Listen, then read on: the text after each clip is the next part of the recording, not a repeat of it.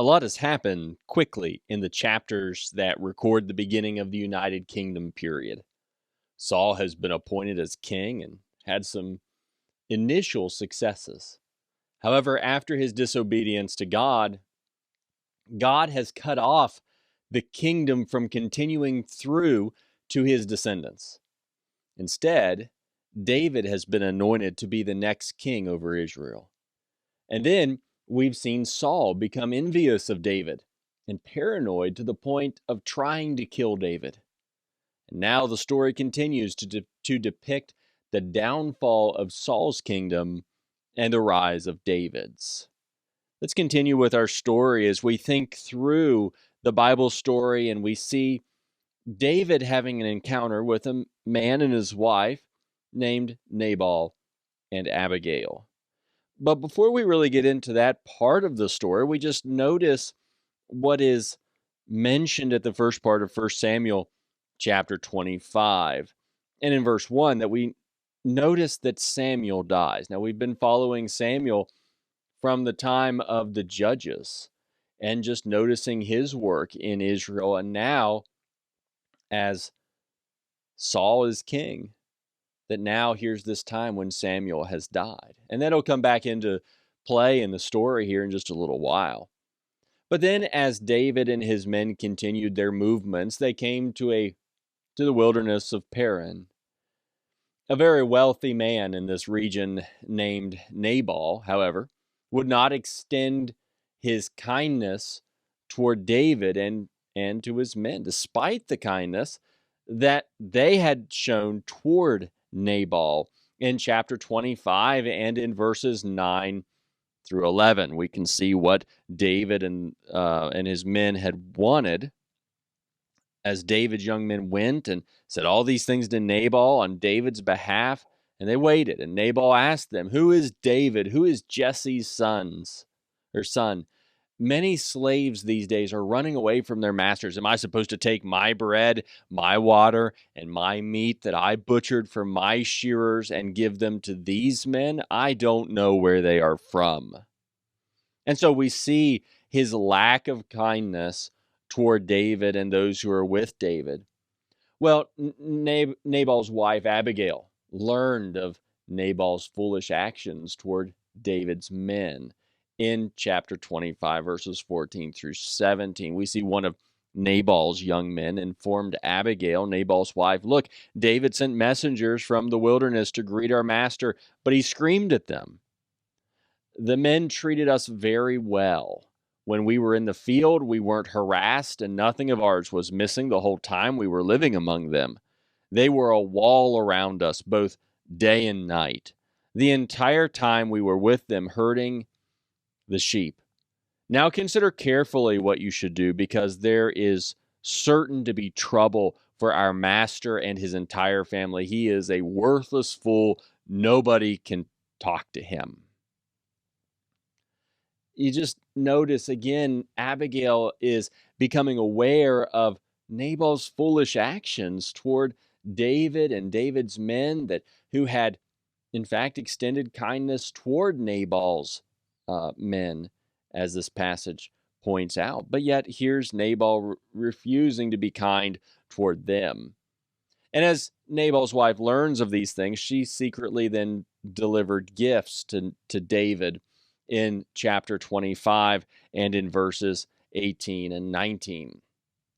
Abigail interceded for Nabal, so David would not avenge himself regarding such a foolish man to kill him in chapter 25, verses 23 through 28. And then she asked David to remember her whenever God blessed David, since there would be no needless bloodshed. The actions of Abigail helped to prevent David from shedding Nabal's blood, is the indication throughout the text. And because there would be no senseless bloodshed as a result of all of this, she asked that David would remember her when God would bless him. 1 Samuel 25, verses 29 through 31. Someone is pursuing you and intends to take your life. My Lord's life is tucked safely in the place where the Lord your God protects the living. But he is flinging away your enemies' lives like stones from a sling. When the Lord does for my Lord all the good he promised you and appoints you ruler over Israel, there will not be remorse or a troubled conscience for my Lord because of needless bloodshed or my Lord's revenge. And when the Lord does good things for my Lord, may you remember me, your servant. Later, we see that whenever Abigail told Nabal about what transpired, about how she had interceded and given to David and his men those supplies and the food, Nabal's heart died within him, and the Lord killed him about 10 days later. Look in verses 37 and 38 of chapter 25. In the morning, when Nabal sobered up, his wife told him about these events. His heart died, and he became a stone. About 10 days later, the Lord struck Nabal dead. Well, then we see that David then married Abigail and had married Ahinoam, with Saul having given his wife, Michal, to another in chapter 25, verses 40 through 44. But moving on from David's encounter with Nabal and Abigail, we continue on through this period of the story, and we see Saul's continued pursuit of David. The people of the region of Ziph reported David's location to Saul. Chapter 26 of 1 Samuel, and in verse 1 shows that these came to Saul when he was at Gibeah, saying David is hiding, and identifies his location to Saul. So this led Saul to go with 3,000 men to search for David in the wilderness, there in verse 2. Well, David finds out about this. He discovered that Saul was then searching for him, and he went to the place where Saul was camping in chapter 26, verses 3 through 5, to set the stage for what's about to transpire as we keep going through this portion of the story. It says that Saul camped beside the road at the hill of Hachilah, opposite Jeshimon. David was living in the wilderness and discovered Saul had come there after him. So David sent out spies and knew for certain that Saul had come.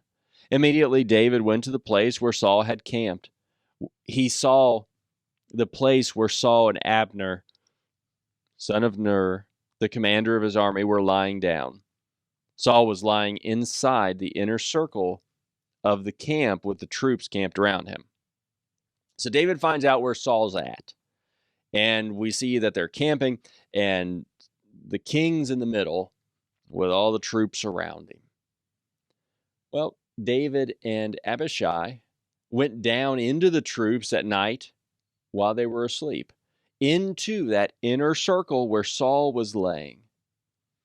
And Abishai urged David to let him take Saul's spear and kill him, verses 7 and 8. That night, David and Abishai came to the troops, and Saul was lying there, asleep in the inner circle of the camp, with his spear stuck in the ground by his head. Abner and the troops were lying around him. Then Abishai said to David, "Today God has delivered your enemy to you. Let me thrust the spear through him into the ground just once. I won't have to strike him twice." So here it is. The king's right here, David. Just let me kill him. Let me take this spear that's at his head and drive it through him. However, just like we had seen before in the cave, David refused the opportunity to kill Saul because Saul was God's anointed king. Let's read in verses 9 through 11. But David said to Abishai, "Don't destroy him, for who can lift a hand against the Lord's anointed and be innocent?" David added, "As the Lord lives, the Lord will certainly strike him down. Either his day will come and he will die, or he will go into battle and perish. However, as the Lord is my witness, I will never lift my hand against the Lord's anointed. Instead, take the spear and the water jug by his head and let's go. So God's going to take care of it. It's not going to be by my hand, is how David responds to this opportunity that's in front of him. And you just put yourself in that situation and imagine it as you have opportunity to take the life of the one you're running from, who's trying to take yours. But he's the Lord's anointed. He is king. And David's not going to do that. God will take care of it. Either he's just going to grow old and die, or he's going to die in battle. But God's going to take care of it. So David took the spear and the water jug by Saul's head without anyone knowing it, since God had caused this deep sleep to come over them. Verse 12. So David took the spear and the water jug by Saul's head, and they went their way. No one saw them, no one knew, and no one woke up. They all remained asleep because a deep sleep from the Lord came over them. And then, as David took this that had been beside of Saul, inside the inner circle of the troops, beside the king, then David shouted at the troops and Abner, the commander, reprimanding them for failing to protect the king, and showed them the spear and the water jug he had taken, in verses 13 through 16. David and Saul then communicated, and Saul admitted his sin, blessing David and saying he would do great things and prevail. Let's read this portion of the text, starting in verse 17 of chapter 26. Saul recognized David's voice and asked, "Is that your voice, my son David?" "Is it my voice, my Lord and King?" David said. Then he continued, "Why is my Lord pursuing his servant? What have I done? What crime have I committed? Now, may my Lord the King please hear the words of his servant. If it is the Lord who has incited you against me, then may he accept an offering. But if it is people, may they be cursed in the presence of the Lord. For today they have banished me from sharing in the inheritance of the Lord, saying, 'Go and worship other gods.' So don't let my blood fall to the ground far from the Lord's presence. For the king of Israel has come out to search for a single flea, like one who pursues a partridge in the mountains." Saul responded, "I have sinned. Come back, my son David. I will never harm you again, because today you considered my life precious. I have been a fool. I've committed a grave error." David answered, "Here is the king's spear. Have one of the young men come over and get it. The Lord will repay every man for his righteousness and his loyalty. I wasn't willing to lift my hand against the Lord's anointed, even though the Lord handed you over to me today. Just as I considered your life valuable today, so may the Lord consider my life valuable and rescue me from all trouble." Saul said to him, "You are blessed, my son David. You will certainly do great things and will also prevail." Then David went on his way, and Saul returned home.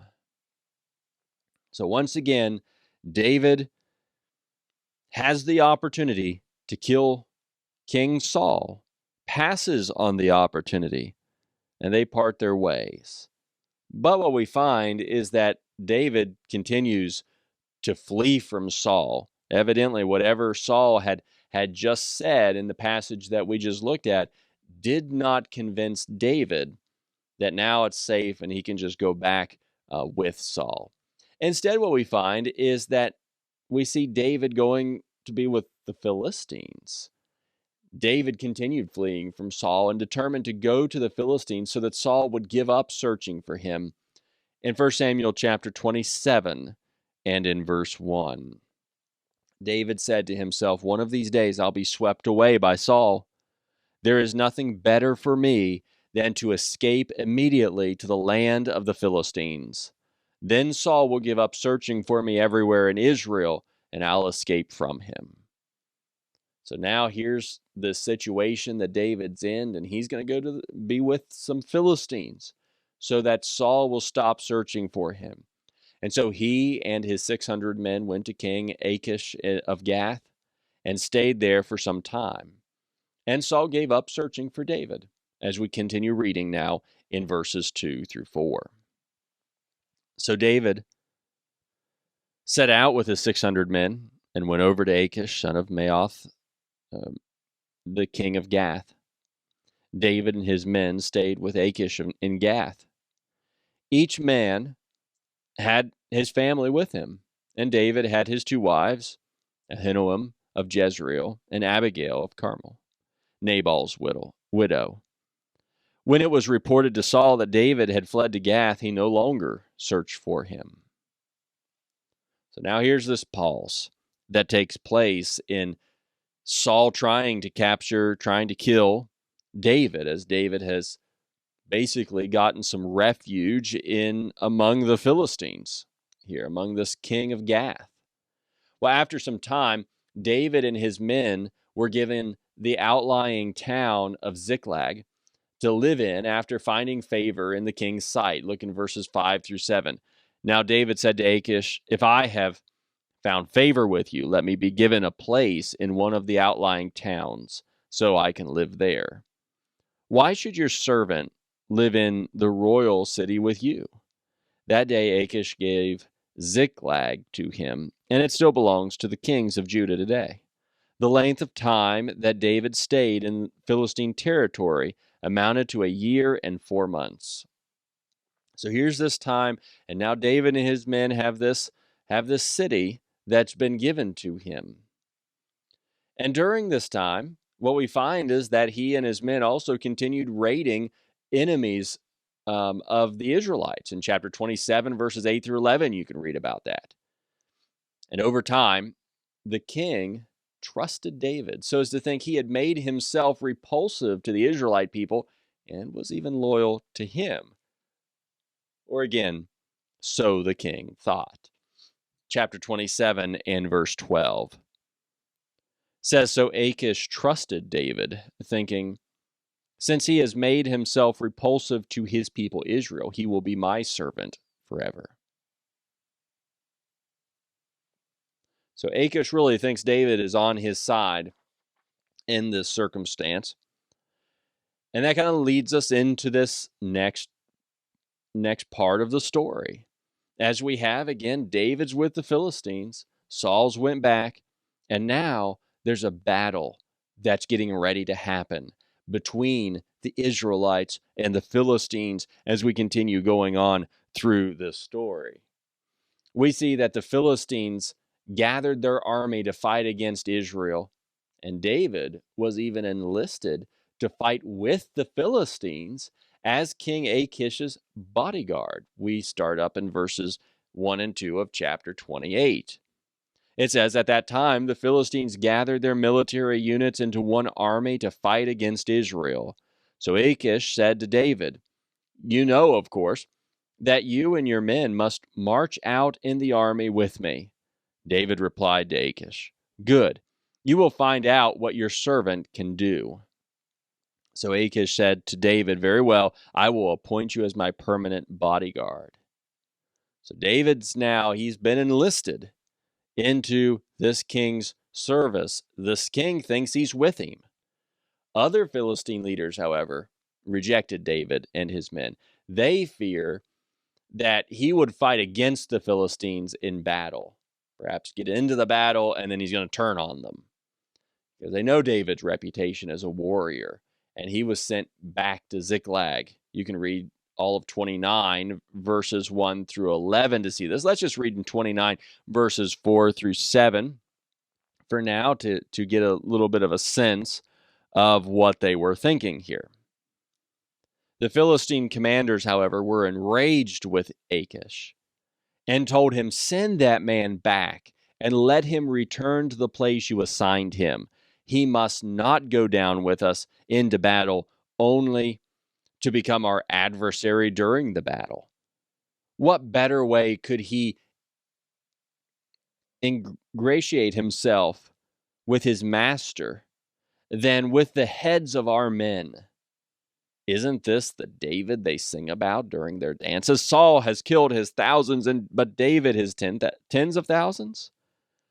So Achish summoned David and told him, "As the Lord lives, you are an honorable man. I think it is good to have you fighting in this unit with me, because I have found no fault in you from the day you came to me until today. But the leaders don't think you are reliable. Now go back quietly, and you won't be doing anything the Philistine leaders think is wrong." So David goes back. Now, I want you to just note that at this point, the scriptures never imply David would actually fight against Israel, only that Achish believed that he would. We really don't get a sense into, we don't know what would have happened. All indications, though, are that David was loyal to God and that David was loyal to Israel. Well, upon return to Ziklag, we see David and his men found that the Amalekites had raided the town, and David pursued them and recovered everything, including his wives, there in chapter 30, verses 1 through 30. So that's on David's side of things, of what's going on, as this battle's about to happen between the Philistines and Israel. But meanwhile, as the Philistines were prepared for battle against Israel, Saul was afraid. Now, note again that Samuel had died. So the prophet has died, and Saul had removed all the mediums and spiritists from the land. This note is given in 1 Samuel chapter 28 and in verse 3, and is significant to what we see happening next. It says, "By this time Samuel had died, and all Israel had mourned for him and buried him in Ramah, his city, and Saul had removed the mediums and spiritists from the land." So there's just context there. Now, concerning the spiritists, the mediums, this was desirable. This was actually something Saul had done that was pleasing to God. God desired these to be away from the people, to be put to death, whatever the situation was. Exodus 22 and verse 18. God didn't want them among the people. God knew they deceived people. So Saul had done this, but as Saul wanted to know about what he should do, God didn't answer him in verses 5 and 6 of chapter 28. When Saul saw the Philistine camp, he was afraid and his heart pounded. He inquired of the Lord, but the Lord did not answer him in dreams or by the Urim or by the prophets. Saul then said to his servants, "Find me a woman who is a medium so I can go and consult her." His servants replied, "There is a woman at Endor who is a medium." So they searched for this one. This is kind of where Saul's at in his life at this point. He's not getting an answer, and so he turns to finding a medium for the purpose of contacting Samuel. Now,